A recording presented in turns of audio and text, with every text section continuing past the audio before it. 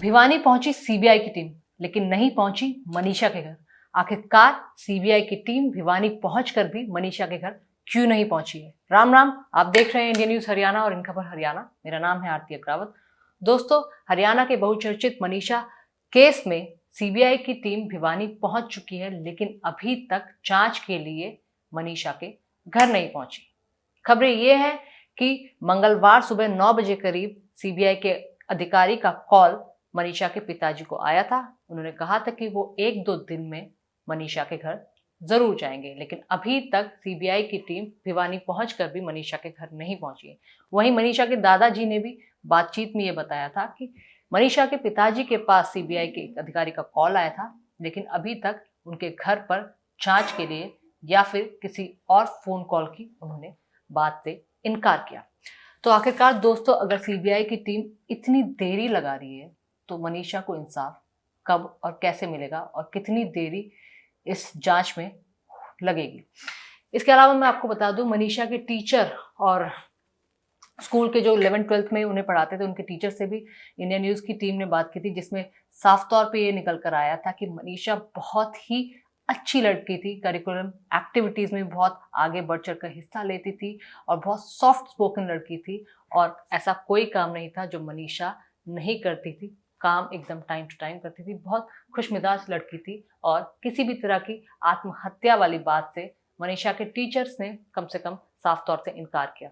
हालांकि उन्होंने ये भी कहा कि जिस तरह मामला बहुत संवेदनशील है, मामले की जांच बखूबी बहुत अच्छी तरह से होनी चाहिए।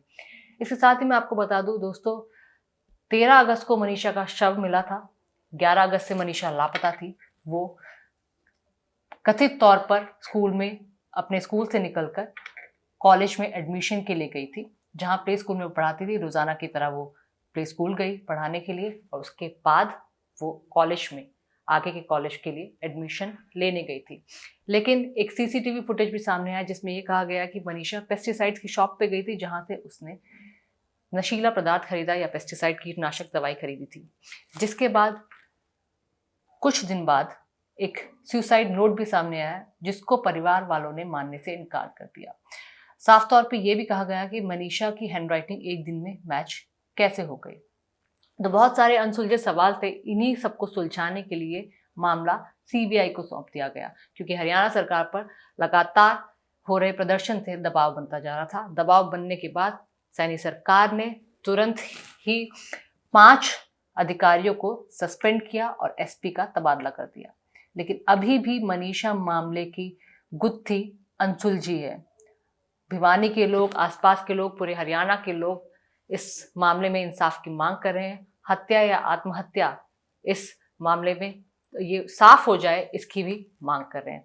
इसके साथ साथ मैं आपको बता दूं कि डीजीपी की ओर से कुछ दिन पहले एक प्रेस कॉन्फ्रेंस की गई थी, जिसमें साफ तौर पर सोशल मीडिया पे जो भ्रामक पोस्ट कर रहे हैं, या इन्फ्लुएंसर हो या यूट्यूबर हो, उन पर भी एक्शन लेने की बात कही थी। कुछ यूट्यूबर को गिरफ्तार किया गया था, हिरासत में लिया गया था और बाद में छोड़ भी दिया गया था।